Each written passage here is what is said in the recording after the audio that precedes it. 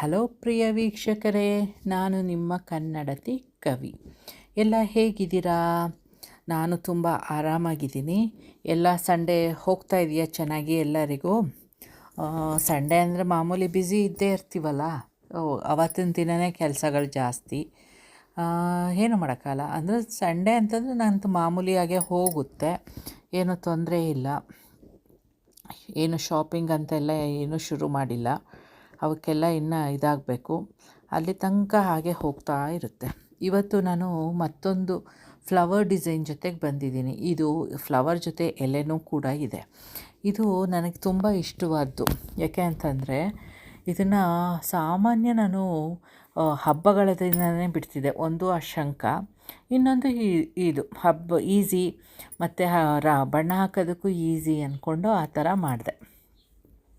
ಯಾವಾಗಲೂ ಹಾಕ್ಕೊಂಡು ಹೋಗ್ತಾ ಇದ್ದೆ. ನಾನು ಹೇಳಿದ್ದೀನಲ್ವ ಮುಂಚೆನೇ, ನನಗೆ ತುಂಬ ರಂಗೋಲಿಗಳು ಬರ್ತಿರಲಿಲ್ಲ. ಬರ್ತಿದ್ದೊಂದು ಅಷ್ಟು ಕೌಂಟಬಲು, ಅದಷ್ಟನ್ನೇ ನಾನು ಮತ್ತೆ ಮತ್ತೆ ಹಾಕ್ಕೊಂಡು ಹೋಗ್ತಾ ಇದ್ದೆ. ಆಮೇಲೆ ಇನ್ನೊಂದು ಸಲ ಏನೋ ದೀಪಾವಳಿಗೆ ದೀಪಗಳದ್ದು ಹಾಕಬೇಕು ಅಂದ್ಕೊಂಡು ದೊಡ್ಡದು ಚುಕ್ಕಿ ಹಾಕಿ ಎಲ್ಲ ಮಾಡಿದೆ. ಆದರೆ ಅದು ಮತ್ತೆ ಫ್ಲಾಪ್ ಆದಂಗೆ ಆಯಿತು. ಏಕೆ ಅಂತಂದರೆ ಅದು ಬರಲೇ ಇಲ್ಲ ನನಗೆ. ಕೊನೆಗೆ ಅದನ್ನು ಮತ್ತೆ ನೀರು ಹಾಕಿ ಮತ್ತೆ ಇದು ಮಾಡಿ ಮತ್ತೆ ಇನ್ಯಾವುದೋ ಒಂದು ರಂಗೋಲಿ ಬಿಟ್ಟಿದೆ. ಆ ಥರ ಆಯಿತು. ಅಲ್ಲಿಗೆ ನಿಮಗೆ ಗೊತ್ತಿರಬೇಕಲ್ವ ನಾನು ಯಾವಾಗ ರಂಗೋಲಿ ಕಲ್ತಿದ್ವಿ ಹೇಗೆ ಅಂತ ಎಲ್ಲ. ಆ ಥರ ಆದರೂ ಏನು ನನಗೆ ರಂಗೋಲಿ ಅಂದ ತಕ್ಷಣ ಹಾಗಲ್ಲ ನನ್ನ ಕೈಲಿ ಅಂತ ಇದಿಲ್ಲ, ಮಾಡ್ತೀನಿ ಇದು. ಆದರೆ ಈಗ ಒಂದು ಸ್ವಲ್ಪ ಬಿಟ್ಟಿದ್ದೀನಿ ರಂಗೋಲಿ ಹಾಕೋದಕ್ಕೆ. ಯಾಕೆ ಅಂತಂದರೆ ರಂಗೋಲಿ ಹಾಕಿದ್ರೆ ಇಲ್ಲಿ ಗಾಳಿ ಒಂದು ಸಲ ಬಂದರೆ ಎಲ್ಲ ಪಟ್ಟಂತ ಹೊರಟೋಗಿರುತ್ತೆ ಬಣ್ಣ. ಆಮೇಲೆ ಅದು ಒಂಥರ ಇದು ಕಷ್ಟ. ಮಕ್ಕಳೆಲ್ಲ ಬೈಕಲ್ಲಿ ಹೋಗ್ತಿರ್ತಾರೆ, ಅದೆಲ್ಲ ಒಳಗೆ ಬಂದುಬಿಡುತ್ತಲ್ವ, ಅದಕ್ಕೆ ನಾನು ಹಾಕಲ್ಲ. ಆಮೇಲೆ ಬಣ್ಣ ಸ್ವಲ್ಪನೇ ಇರೋದು, ಅದು ಹಾಕೋದಕ್ಕೆ ಕಷ್ಟ ಅಂದ್ಬಿಟ್ಟು ಸುಮ್ಮನಿದ್ದೀನಿ. ಅದೇ ಹೇಳಿದೆ ಅಲ್ವಾ, ಎಲೆ ಅಂತ. ಇದನ್ನು ಫಸ್ಟು ನಾನು ತುಂಬ ವರ್ಷಗಳೇ ಆಗಿತ್ತಲ್ವ ಹಾಕಿ, ನಂಗೆ ಅಷ್ಟೊಂದು ಹೇಗೆ ಅಂತ ಅವತ್ತೊಂದು ದಿನ ಟ್ರೈ ಮಾಡಿದೆ, ಬರಲಿಲ್ಲ. ಆಮೇಲೆ ಇವತ್ತು ನೋಡೋಣ ಅಂದ್ಬಿಟ್ಟು ಫುಲ್ಲು ಹಾಕ್ಕೊಂಡೆ. ಆಗ ನೆನಪು ಬಂತು, ಚೆನ್ನಾಗಿದೆ ಇದನ್ನೇ ಹಾಕೋಣ ಅಂತ. ಇನ್ನೊಂದು ರಂಗೋಲಿ ಬಿಟ್ಟು ತೋರಿಸ್ದೆ ನನ್ನ ಮಗನಿಗೆ. ಅವ್ನಿಗೆ ಯಾವ್ದು ಚೆನ್ನಾಗಿದೆ ಪುಟ್ಟ ಹೇಳು ನನಗೆ, ಯಾವ್ದು ಹಾಕ್ಲಿ ಅಂತ ಅಂದಾಗ, ಆಮೇಲೆ ಫಸ್ಟ್ ಎರಡೂ ಚೆನ್ನಾಗಿಲ್ಲ, ಎರಡೂ ಹಾಗೇನೆ ಅಂತಂದ. ಸರಿ ಅಂದ್ಬಿಟ್ಟು ಸುಮ್ಮನಾದೆ. ಆಮೇಲೆ ಪುನಃ ಕೇಳಿದಾಗ ಅವ್ನು ಮೂಡ್ ಚೆನ್ನಾಗಿದೆ ಕೇಳಿದಾಗ, ಇದು ಚೆನ್ನಾಗಿದೆ ಇದು ಹಾಕು ಅಂತ ಅಂದ. ಆಮೇಲೆ ಸರಿ ಹಾಕೋಣ ಅಂದ್ಬಿಟ್ಟು ಇದನ್ನು ಡಿಸೈಡ್ ಮಾಡಿಕೊಂಡೆ, ಈ ಥರ ಇದು ಮಾಡೋಣ ಅಂತ. ಫಸ್ಟು ಕೆಲವೊಂದು ಏನಾಗೋಗುತ್ತೆ ಅಂತಂದರೆ, ಸುಮ್ಮನೆ ಹಾಗೆ ನೋಡಿದ್ರೆ ಅಷ್ಟೊಂದು ಚೆನ್ನಾಗಿ ಕಾಣಲ್ಲ. ಆದರೆ ಅದಕ್ಕೆ ಬಣ್ಣ ಹಾಕಿ ಎಲ್ಲದೂ ಇದು ಮಾಡಿದಾಗ ಚೆನ್ನಾಗಿ ಕಾಣುತ್ತೆ. ಅದೇ ಇದು ಪಿಂಕು ತುಂಬಾ ಯೂಸ್ ಮಾಡ್ತಾಯಿದ್ದೀನಿ. ಯಾಕೆ ಅಂತಂದರೆ ಇದು ಫೆವಿಕ್ರಿಲ್ದು ಏನು ಹಾಕೋಣ, ಯೂಸ್ ಮಾಡ್ಕೊಳ್ಳೋಣ ಇದನ್ನು ಬಣ್ಣನ ಅಂತ ಅಂದ್ಬಿಟ್ಟು ಮತ್ತೆ ಮತ್ತೆ ಇದನ್ನೇ ಯೂಸ್ ಮಾಡ್ಕೊಳ್ಳೋದು. ಇದಕ್ಕೆ ಮುಗಿಸ್ಬೇಕಲ್ಲ ಅಂತ. ಫಸ್ಟ್ ಏನಾಗೋಗುತ್ತೆ ಅಂತಂದರೆ, ಇದು ತುಂಬ ಕಡಿಮೆ ತೊಗೊಂಡ್ರೆ ಪೇಪರ್ ಇದಾಗುತ್ತೆ. ಅದಕ್ಕೆ ಫಸ್ಟ್ ಒಂದು ಸ್ವಲ್ಪ ಲೈಟಾಗೇ ಹಾಕೋತೀನಿ. ಆಮೇಲೆ ಅದನ್ನು ಇನ್ನೊಂದು ಸಲ ಮತ್ತು ಬಣ್ಣ ತೊಗೊಳ್ಳಲ್ಲ, ಅದರಲ್ಲೇ ನೀಟಾಗಿ ಇದು ಮಾಡ್ಕೋತೀನಿ. ಬ್ರಷಲ್ಲಿ ಏನಿರುತ್ತೆ ಅದು, ಆಗ ನೀಟಾಗಿ ಕರೆಕ್ಟಾಗಿ ಬಂದಂಗೆ ಬರುತ್ತೆ. ಇದು ಇದರಲ್ಲಿ ನಾನು ಕಂಡುಕೊಂಡಿದ್ದು. ಯಾಕೆ ಅಂತಂದರೆ ಮಾಮೂಲಿ ನಾವು ಬೇರೆ ಇದರಲ್ಲಿ ಹಾಕೋದಕ್ಕೂ ಈ ವೈಟ್ ಮೇಲೆ ಹಾಕೋದಕ್ಕೂ ಈ ಪೇಂಟನ್ನ ಭಾಳ ಡಿಫ್ರೆನ್ಸ್ ಇದೆ ಅಲ್ವಾ, ಅದಕ್ಕೆ ಅಷ್ಟೇ.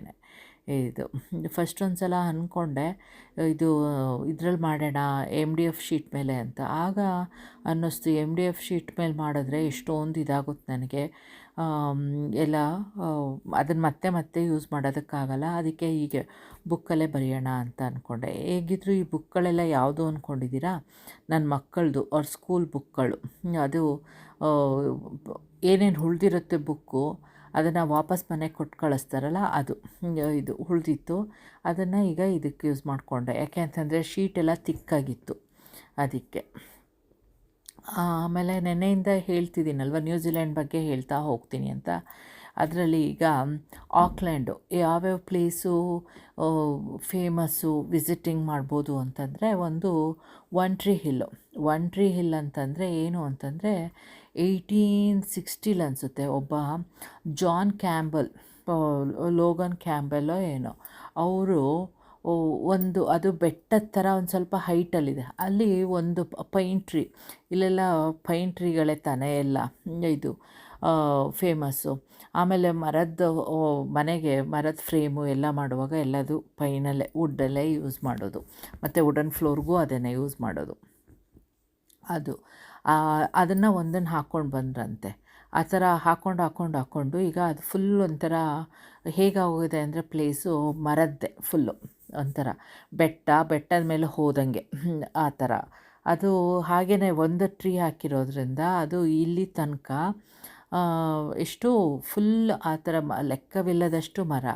ಆಮೇಲೆ ಅದರಲ್ಲಿ ಒಂದಷ್ಟೊಂದು ಜಾಗ ಮಾಡಿಕೊಂಡು ಜನರು ಇಳಿಜಾರು ಎಲ್ಲ ಇದೆ ಅಲ್ವಾ, ಅಲ್ಲಿ ಒಂದಷ್ಟು ಜನ ಹಸುಗಳು ಇಟ್ಕೊಂಡಿದ್ದಾರೆ, ಇನ್ನೊಂದಷ್ಟು ಜನ ಈ ಇದು ಡೈರಿ ಇದಕ್ಕಲ್ವ ಕೋಳಿ, ಆಮೇಲೆ ಲ್ಯಾಂಪ್, ಗೋಟು ಅವೆಲ್ಲ ಇದು ಮಾಡ್ಕೊಂಡಿದ್ದಾರೆ ಫಾರ್ಮ್ ಥರ ಅದು.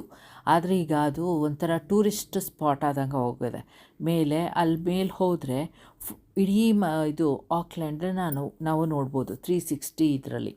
ಆಮೇಲೆ ಅಲ್ಲಿ ನಿಂತ್ಕೊಂಡು ನಾವೇನಾದರೂ ಬೈನಾಕ್ಯುಲರೋ ಏನೋ ತೊಗೊಂಡು ಹೋಗಿದ್ರೆ ಇದು ಏರ್ಪೋರ್ಟು ಅದೆಲ್ಲ ನೀಟಾಗಿ ಕಾಣಿಸುತ್ತೆ. ಸಾಮಾನ್ಯ ಅಲ್ಲಿಗೆ ಹೋಗ್ತೀವಿ ಅಂತ ಅಂದಾಗ ನಾವು ಇದು ಬೈನಾಕ್ಯುಲರ್ ತೊಗೊಂಡು ಹೋಗ್ತೀವಿ. ಹತ್ತೋದಕ್ಕೆ ಅಂತಂದರೆ ನಾನು ಹತ್ತಿದ್ದೆ ಸುಮಾರು ಸಲ, ಆದರೆ ಹೀಗೆ ಹತ್ತಕ್ಕೆ ಹೋದರೆ ಒಂಥರ ಏದುಸಿರು ಬಂದುಬಿಡುತ್ತೆ, ಆಗಲ್ಲ ಯಾಕೋ. ಅದರಿಂದ ಈಗ ರೀಸೆಂಟಾಗಿ ಹತ್ತಕ್ಕೆ ಹೋಗಿಲ್ಲ. ಅದು ತುಂಬಾ ಇದು ಹಪ್ಪು. ಆಮೇಲೆ ಅದ್ರದ್ದು ಏನಾಯಿತು ಅಂತಂದರೆ ಫಸ್ಟು ಏನೋ ನಂದು ಅಮ್ಮ ಡ್ಯಾಡಿ ಬಂದಿದ್ದರು ನಂದು ಫಸ್ಟ್ನೇ ಮಗನ ಡೆಲಿವರಿ ಟೈಮ್ಗೆ. ಅವರು ಸ್ಯಾಟರ್ಡೇನೋ ಸಂಡೇ ಬಂದರು. ನಾವು ಟ್ಯೂಸ್ಡೇ ಅಲ್ಲಿಗೆ ಹೋಗೋಣ ಅಂತ ಅಂದ್ಬಿಟ್ಟು ಫ್ರೆಂಡ್ಸು ಬಂದರು, ಇವ್ರ ಕೊಲ್ಲಿಗು, ನಮ್ಮ ಮನೆಯವ್ರ ಕೊಲ್ಲಿಗು ಅವ್ರ ವೈಫು ಅವ್ರು ಬಂದಿದ್ದರು. ಅವ್ರ ಮಗನಿಗಾಗ ಒಂದು ವರ್ಷದ ಮೇಲೆ ಆಗಿತ್ತು. ಅವರು ಬಂದರು. ಆಗ ನಾವು ಹೋಗೋಣ ಅಂತ ಅಂದ್ಬಿಟ್ಟು ಏನು ಮಾಡಿದ್ವಿ, ಹೋದ್ವಿ. ಅವ್ರ ಫ್ಯಾಮಿಲಿ ಒಂದು ಕಾರು, ನಾವು 4 ಜನ ಹೋದ್ವಿ. ಇನ್ನೇನು ಡೆಲಿವರಿ ಟೈಮು. ಆಮೇಲೆ ಅವ್ರ ಹಿಂದೆ ಬರ್ತಿದ್ರಲ್ವ ಇವ್ರ ಕೊಲಿಗೂ, ಅವರು ನೋಡೋಣ ಅಂತ ಅಂದ್ಬಿಟ್ಟು ನಮ್ಮ ಮನೆಯವ್ರು ಏನು ಮಾಡಿದ್ದಾರೆ, ಈ ಕಡೆ ಹಿಂಗೆ ಕರ್ವ್ ಇತ್ತು, ಆ ಕರ್ವಲ್ಲಿ ಹಿಂಗೆ ತಿರುಗಿಬಿಟ್ಟಿದ್ದಾರೆ. ಅದೇನಾಗೋಯ್ತು, ಕಾರು ಆ ಫುಟ್ಪಾತದ್ದು ಮೇಲೆ ಇದಿರಲ್ವ, ಏನಂತಾರೆ ಅದಕ್ಕೆ, ಎತ್ತರಕ್ಕೆ ಹಾಕ್ತಾರಲ್ಲ ಇಂಡಿಯಾದಲ್ಲಿ ಚರಂಡಿಗಳಂಗೆ, ಅದ್ರ ಮೇಲೆ ಹೊಟ್ಟೋಯ್ತು ಹೈಟಿಗೆ. ಆಮೇಲೆ ಸಡನ್ನಾಗಿ ಬ್ರೇಕ್ ಹಾಕಿ ಕಾರ್ ನಿಲ್ಲಿಸ್ಬಿಟ್ರು. ಆಮೇಲೆ ಸಡನ್ನಾಗಿ ಎದ್ರುಕೊಂಡ್ರು ಅನಿಸುತ್ತೆ. ಯಾಕೆ ಅಂತಂದರೆ ನಂದು ಡೇಟು ಆಗಿರಲಿಲ್ಲ, ಇದು 9 ಮಂತ್ಸುವೆ, ಇನ್ನೊಂದು ವಾರನೋ 2 ವಾರ ಇತ್ತು ಅನಿಸುತ್ತೆ. ಆಗ ಸಡನ್ನಾಗಿ ಹುಷಾರಾಗಿ ಇಳ್ಕೊ ಅಂತ ಅಂದ್ಬಿಟ್ಟು ನನ್ನ ನಿಲ್ಲಿಸಿದ್ರು. ಆಮೇಲೆ ಎಲ್ಲರೂ ಹೇಳಿದ್ರು. ಅದೊಂದು ಮೆಮೊರಿ, ಒಂಟ್ರಿ ಇಲ್ಲ ಅಂತಂದರೆ ಅದೊಂದಾಯಿತು. ಆಮೇಲೆ ಇನ್ನೊಂದು ಈ ಕಡೆ ಇದು ಒಂದು ಸೈಡು, ಇನ್ನೊಂದು ಸೈಡು ನಮಗೆ ಮೌಂಟ್ ಈಡನ್ ಅಂತಿದೆ, ಅದು ಬೆಟ್ಟನೇ. ಅದಕ್ಕೆ ಅಟ್ಲೀಸ್ಟ್ ಒಂಟ್ರಿ ಇಲ್ಲಿಗೆ ನಾವು ಕಾರ್ ತೊಗೊಂಡೋಗ್ಬೋದು. ಈ ಮೌಂಟ್ ಈಡನ್ಗೆ ಮುಂಚೆ ಕಾರ್ ತೊಗೊಂಡೋಗ್ಬೋದಾಗಿತ್ತು. ಮಕ್ಕಳನ್ನ ಕರ್ಕೊಂಡು ಹೋಗೋಣ ಅಂತ ಈಗ ಹೋದರೆ ಕಾರ್ ತೊಗೊಳಂಗೆ ಇರಲಿಲ್ಲ. ಅಲ್ಲೆಲ್ಲೋ ರೆಸ್ಟೋರೆಂಟ್ ಇದೆ, ಆ ಕೆಫೆ, ಅಲ್ಲಿ ನಿಲ್ಲಿಸ್ಕೊಂಡು ಹೋಗಬೇಕು ನಡ್ಕೊಂಡು ಅದು. ಆದರೆ ಒಂಟ್ರಿಲಿಗೆ ಹೋಲಿಸ್ಕೊಂಡ್ರೆ ಮೌಂಟ್ ಈಡನು ಅಷ್ಟೊಂದು ಹಬ್ಬಿಲ್ಲ. ಒಂದು ಸೈಡಲ್ಲಿ ಒಂದು ಚೂರು ಬರುತ್ತೆ ಅಪ್ಪು, ಹತ್ಬೋದು, ತೊಂದರೆ ಇಲ್ಲ. ಈಗ ರೀಸೆಂಟಾಗಿ ಹೋಗಿದ್ವಿ. ಇದು ಆ ಥರನೇ.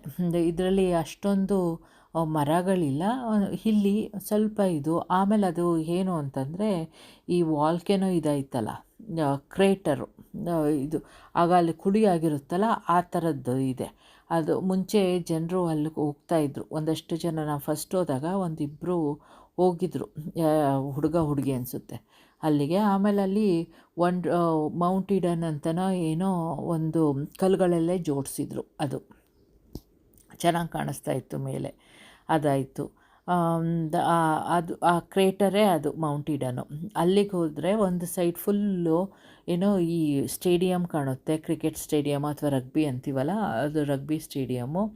ಆಮೇಲೆ ಈ ಕಡೆ ಇದು ಬ್ರಿಡ್ಜು ನಾರ್ತ್ ಸೈಡ್ಗೆ ಹೋಗೋದಕ್ಕೆ ಆ ಬ್ರಿಡ್ಜು ಅದು ಎಲ್ಲ ಕಾಣುತ್ತೆ, ಅದು ಫೇಮಸ್ಸು ಆಯಿತಾ. ಆಮೇಲೆ ಇನ್ನೊಂದು ಆಕ್ಲ್ಯಾಂಡ್ ಅಂದ ತಕ್ಷಣ ಸ್ಕೈ ಟವರು ಅಂದರೆ ನ್ಯೂಜಿಲ್ಯಾಂಡಲ್ಲಿ ಹೈಯೆಸ್ಟ್ ಪಾಯಿಂಟ್ ಅದು ಇರೋದು ಟವರು ಎಲ್ಲ ಫುಲ್ ಇಡೀ ನ್ಯೂಜಿಲ್ಯಾಂಡ್ಗೆ. ಆದರೆ ಅದು ಹೈಯೆಸ್ಟ್ ಟಾಲೆಸ್ಟ್ ಆದರೂ ಕೂಡ ಅಲ್ಲಿ ಟಿಪ್ ತನಕ ಹೋಗೋಕ್ಕಾಗಲ್ಲ ನಾವು.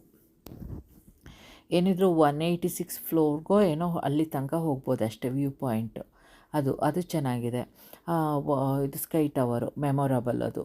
ಆದರೆ ಅಲ್ಲಿ ಇರೋದು ಮೇಯ್ನು ಒಂದು ಇದು ವ್ಯೂವಿಂಗ್ ಪಾಯಿಂಟು ಸ್ಕೈ ಟವರು, ಇನ್ನೊಂದು ಮೇಯ್ನು ಸ್ಕೈ ಸಿಟಿ. ಆ ಸ್ಕೈ ಸಿಟಿ ಅಂದ್ರೇನೋ ಗ್ಯಾಮ್ಲಿಂಗು ಎಲ್ಲರೂ. ಒಂದು ಸಲ ನಾನು ನಮ್ಮ ಮನೆಯವರು ಅಲ್ಲಿ ನಿಂತ್ಕೊಂಡು ನೋಡ್ತಾ ಇದ್ವಿ ಇದನ್ನು ಇದ್ರದ್ದು ಸಿಟಿದೊಳಗಡೆ ಗ್ಯಾಮ್ಲಿಂಗ್. ಮುಂಚೆ ಹೋಗ್ಬೋದಾಗಿತ್ತು ಆ ಥರ. ನೋಡಿದ್ರೆ ಒಬ್ಬರು ಬಂದರು ಯಾರೋ, ಎಷ್ಟು ಚೈನೀಸ್ ಏನೋ, ಎಷ್ಟು ಸಾವಿರಗಳು ಅಲ್ಲೇ ಡ್ರಾ ಮಾಡಿ ಹಾಗೆ ದುಡ್ಡು ಕೊಟ್ಟರು ಆಟ ಆಡೋದಕ್ಕೆ. ನಾವು ಈ ದುಡ್ಡಿಂದನೇ ಎಷ್ಟು ಜೀವನ ಆಗೋಗುತ್ತಲ್ಲ ಅಂದ್ಕೊಂಡ್ವಿ, ಅಷ್ಟು ಕೊಟ್ಟರು. ಅದೇನು ಹುಚ್ಚುತನನೋ ಏನೋ ಅದೊಂದು ಗ್ಯಾಂಬ್ಲಿಂಗ್ದು. ಆಮೇಲೆ ಇನ್ನೇನು ಹಾರ್ಬರ್ ಇದೆ, ಆಕ್ಲ್ಯಾಂಡ್ ಹಾರ್ಬರು ಅದೊಂದು. ಆ ಹಾರ್ಬರಿಂದ ಅಲ್ಲಿ ಫೆರ್ರಿ ಬೋಟು ಅವೆಲ್ಲ ತುಂಬ ಇರುತ್ತಲ್ಲ, ಡೆಕ್ಕು, ಅದು ತುಂಬ ಚೆನ್ನಾಗಿರುತ್ತೆ. ಅದು ಇವಿಷ್ಟು ಇವತ್ತೊಂದು ಇದು ಆಕ್ಲ್ಯಾಂಡ್ ಬಗ್ಗೆ. ನೋಡೋದಕ್ಕೆ ತುಂಬಾ ಚೆನ್ನಾಗಿದೆ ಆಕ್ಲ್ಯಾಂಡು, ಆದರೆ ತುಂಬ ಪಾಪ್ಯುಲೇಟೆಡ್ಡು ಈಗ. ಈ ಮುಂಚೆ 10 ಇಯರ್ಸ್ ಬ್ಯಾಕ್ಗೂ ಹೋಲಿಸ್ಕೊಂಡ್ರು ಈಗ ಇರೋ ಆಕ್ಲ್ಯಾಂಡು ಟೋಟಲಿ ಡಿಫ್ರೆಂಟ್ ಆಯಿತಾ. ಆದರೂ ವರ್ತ್ ವಿಸಿಟಿಂಗ್ ಆಕ್ಲ್ಯಾಂಡು. ಆಮೇಲೆ ಇಂಟರ್ನ್ಯಾಷನಲ್ ಏರ್ಪೋರ್ಟ್ ಇರೋದೇ ಆಕ್ಲ್ಯಾಂಡಲ್ಲಿ. ಎಲ್ಲೇ ಹೋಗಬೇಕು ಅಂದರೂ ಆಕ್ಲ್ಯಾಂಡಿಂದ ಬಂದೇ ಅಲ್ಲಿಂದ ಹೋಗಬೇಕು ಆಯಿತಾ. ಇದು ಆಕ್ಲ್ಯಾಂಡು ನಾರ್ತ್ ಐಲ್ಯಾಂಡ್ಗೂ ಸೌತ್ ಐಲ್ಯಾಂಡ್ಗೂ, ಇದು ನಾರ್ತ್ ಐಲ್ಯಾಂಡು ಏನು ನಮಗೆ ಎಲ್ಲ ಏನು ಐಸ್ ಅದೆಲ್ಲ ಏನಾಗಲ್ಲ, ಇಲ್ಲಿ ಬರ್ಫ್ ಎಲ್ಲ ಅಷ್ಟಿದಾಗಲ್ಲ. ಆದರೆ ಸೌತ್ ಐಲ್ಯಾಂಡು ಅದು ಮೇಯ್ನ್ ಅದೇ, ಶಿಮ್ಲಾ ಇದ್ದಂಗೆ ಸೌತ್ ಐಲ್ಯಾಂಡು ಆಯಿತಾ. ನಮಗೆ ಕೋಲ್ಡೆಸ್ಟು ವಿಂಟರ್ ಟೈಮಲ್ಲಿ ಒಂದು 4-5 ಸಲ 0, -2 ಅಷ್ಟೇ. ಅದೇ ಸೌತ್ ಐಲ್ಯಾಂಡಲ್ಲಿ ಅದೆಲ್ಲ 10 ತನಕ ಹೊರಟೋಗುತ್ತೆ. ಅದೇ ಡಿಫ್ರೆನ್ಸು ನಾರ್ತ್ ಐಲ್ಯಾಂಡ್ಗೂ ಸೌತ್ ಐಲ್ಯಾಂಡ್ಗೂ. ಇದಿಷ್ಟು ಇವತ್ತೊಂದು ಆಕ್ಲ್ಯಾಂಡ್ ಬಗ್ಗೆ ಹೇಳಿದ್ದು. ಹೇಗೆ ಅನ್ನಿಸ್ತಿದೆ ನಿಮಗೆ ಇದು ಡಿಸೈನು? ಇಷ್ಟ ಆಗ್ತಿದೆಯಾ? ನನಗೇನೋ ಇದು ಒಂಥರ ತುಂಬ ಖಾಲಿ ಅನ್ನಿಸ್ತು. ಅದಕ್ಕೆ ಆಮೇಲೆ ನಾನು ಇದನ್ನೇನೋ ಬೇರೆ ಡಿಸೈನ್ ಮಾಡ್ಕೊಳ್ಳೋಣ ಅಂದ್ಬಿಟ್ಟು ಈ ಫ್ಲವರ್ಗಳ ಮಧ್ಯೆ ಈಗ ಇದು ಮಾಡಿಕೊಂಡೆ. ಇದನ್ನು ನಾನು ಸಾಮಾನ್ಯನ ಮುಂಚೆಯಿಂದನೂ ಏನು ಮಾಡ್ತಿದ್ದೆ ಅಂದರೆ, ಪೇಪರ್ ಸಿಕ್ಕಿದ್ರೆ ಸಾಕು ಮೆಹಂದಿ ಡಿಸೈನ್ ಅಂತ ಹಾಕ್ಕೊಂಡು ಹೋಗ್ತಾಯಿದ್ದೆ, ಪೇಪರ್ಗಳಲ್ಲಿ ಸುಮ್ಮನೆ ಬರ್ಕೊಂಡು ಆ ಥರ. ಆಗ ಈ ಥರ ಫ್ಲವರು ಹಾಕಿದಾಗ ನಾನು ಈ ಥರ ಡಿಸೈನ್ ಮಾಡೋದು ನೆನಪಿತ್ತು ನನಗೆ. ಈ ಥರ ಮಾಡಿದರೆ ಹೇಗೆ ಅಂತ ಇವತ್ತು ಅನ್ನಿಸ್ತು, ಅದನ್ನು ಈ ಥರ ಮಾಡಿಕೊಂಡೆ. ನೀವು ಮಾಡ್ಕೋಬೋದು, ಏನು ತೊಂದರೆ ಇಲ್ಲ, ರಂಗೋಲಿ ಪುಡಿಲೇ ಹಾಕ್ಕೋಬೋದು ಇದು. ಆಮೇಲೆ ಇದು ಒಂದೊಂದು ಫ್ಲವರು ಸಣ್ಣ ದೊಡ್ಡದು ಅನ್ನೋಂಗೆ ಕಾಣಿಸ್ತಿದೆಯಾ, ಅದು ನಾನು ಹಾಗೇ ಸ್ಟಿಕ್ಕಲ್ಲೇ ಇಟ್ಬಿಟ್ಟು ಫೋಟೋ ತೊಗೊಂಡೆ. ಈಗ ಮೇಲಿಂದ ಇದು ತೆಗಿಲಿಲ್ಲ, ಅದರಿಂದ ಆ ಥರ ಅನ್ನಿಸ್ತಿದೆ. ಆದರೆ ಈಗ ನೋಡಿ ಆಲ್ಮೋಸ್ಟ್ ಎಲ್ಲ ಈ ಫ್ಲವರ್ಸು ಈಕ್ವಲಾಗಿ ಕಾಣಿಸ್ತಿದೆ. ಇಷ್ಟ ಆಗ್ತಿದೆಯಾ? ನ್ಯೂ ಇಯರ್ಗೆ ಹಾಕ್ಕೋಬೋದು ಇದನ್ನು, ಚೆನ್ನಾಗಿದೆ. ಫಸ್ಟ್ ಅಂದ್ಕೊಂಡೆ ಈ ಎಲೆಗೆಲ್ಲ ನಾನು ಗ್ರೀನ್ ಹಾಕ್ಕೊಳ್ಳೋಣ ಅಂತ, ಆಮೇಲೆ ಅಷ್ಟು ಚೆನ್ನಾಗಿ ಕಾಣಿಸಲ್ವೇನೋ ಈ ಕಾಂಬಿನೇಷನಲ್ಲಿ ಮಾಡೋಣ ಅಂದ್ಕೊಂಡು ಈ ಥರ ಮಾಡಿದೆ. ಇಲ್ಲಿಗೆ ಇವತ್ತೊಂದು ವೀಡಿಯೋನ ನಾನು ನಿಲ್ಲಿಸ್ತೀನಿ. ಮತ್ತೆ ಇನ್ನೊಂದು ವೀಡಿಯೋ ಜೊತೆಗೆ ನಾಳೆ ಸಿಗೋಣ. ಅಲ್ಲಿ ತನಕ take care, bye, see you, love you all.